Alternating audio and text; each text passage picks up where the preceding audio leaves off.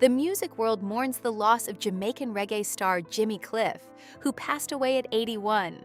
A Grammy winner and Rock and Roll Hall of Fame inductee, Cliff died from complications of pneumonia following a seizure. Known worldwide for his powerful voice, spiritual depth, and transformative influence on reggae, he carried Jamaica's music beyond the island.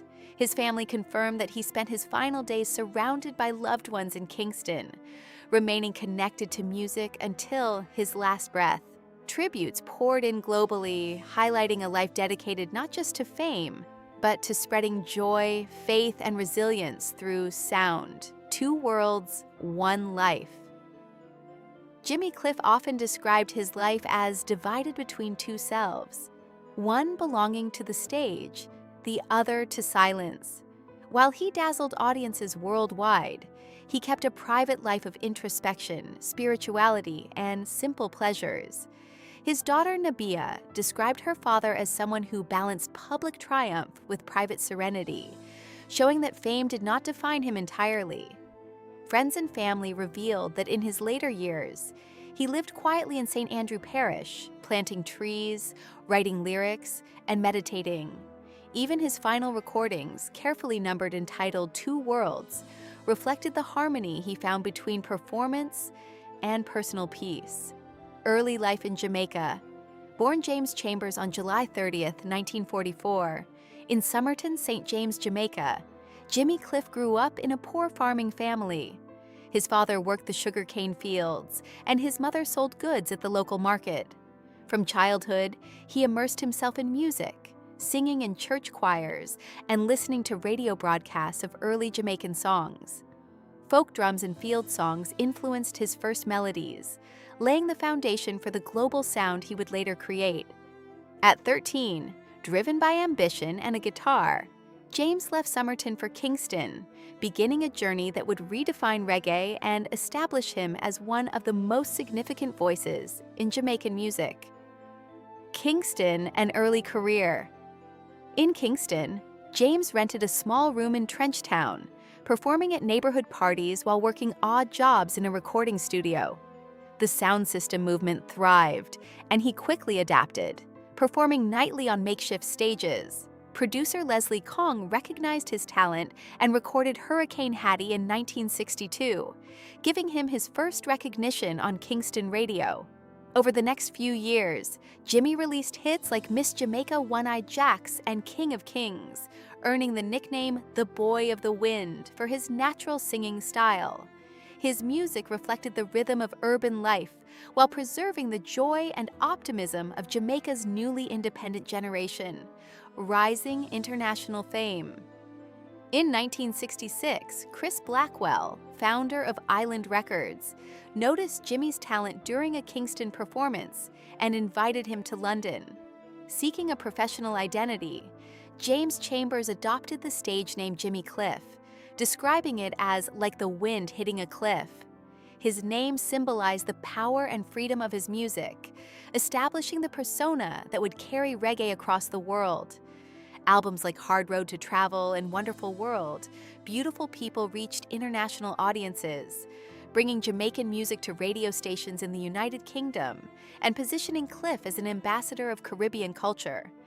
His optimism resonated with young audiences during a time of political and social change. Political and cultural impact. Jimmy Cliff's music often carried political and social messages. His 1970 song Vietnam resonated globally, praised by Bob Dylan as one of the best protest songs he had ever heard. Through such works, Cliff positioned reggae as a language of resistance and hope, bringing attention to global issues while staying rooted in Jamaican identity. The 1972 film The Harder They Come cemented his cultural impact, portraying the struggles of ordinary Jamaicans and introducing the world to reggae. The film's soundtrack, combined with his energetic performances, ensured that his music became more than entertainment. It became a symbol of resilience and a voice for the oppressed.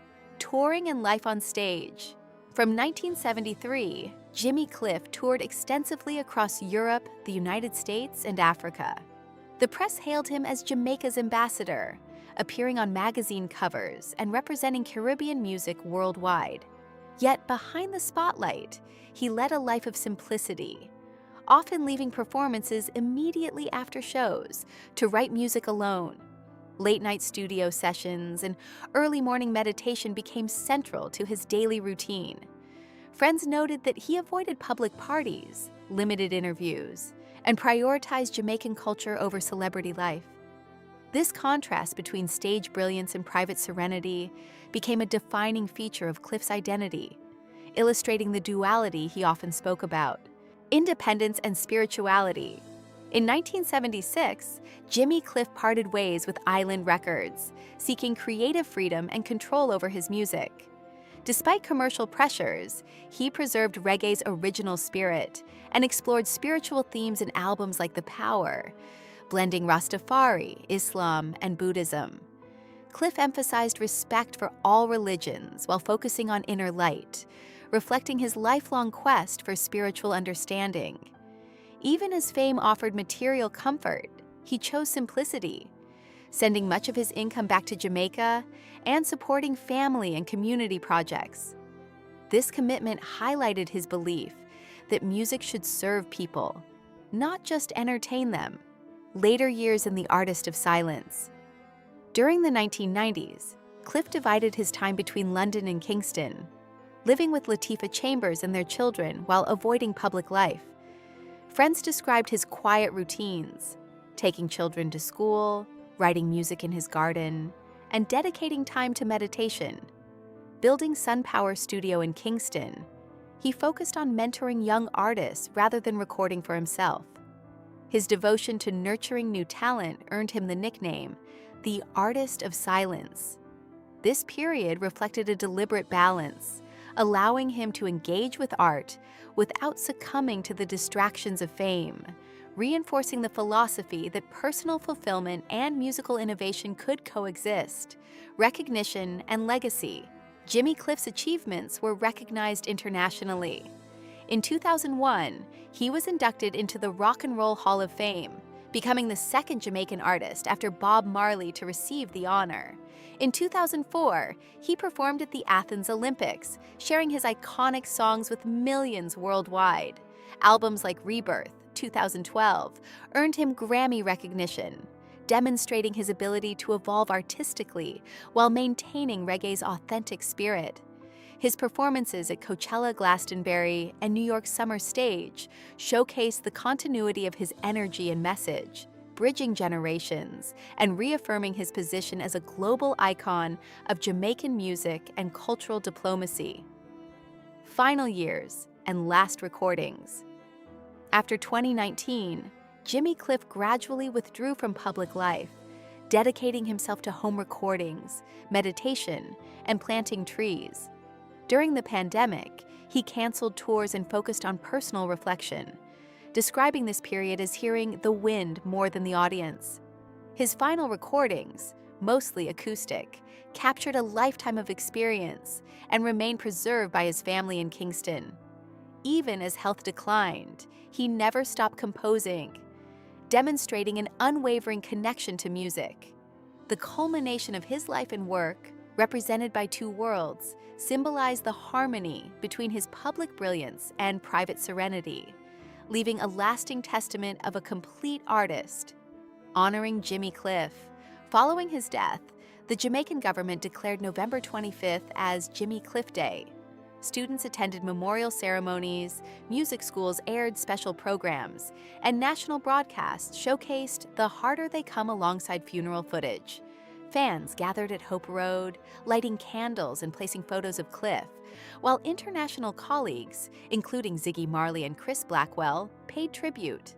These gestures recognized him as a cultural bridge between Africa, the Caribbean, and the West, preserving reggae's spirit of optimism, resilience, and authenticity. Cliff's legacy continues to inspire artists and listeners worldwide, reflecting the universal power of music to unite, heal, and elevate the human spirit. A legacy beyond music. Jimmy Cliff leaves a legacy that transcends songs and albums. He transformed Jamaican folk melodies and spiritual rhythms into a global phenomenon while remaining true to the roots of reggae. His music spoke of hope, resistance, and compassion, connecting ordinary people to the wider world. From Many Rivers to Cross to You Can Get It If You Really Want, he reminded listeners that freedom begins within.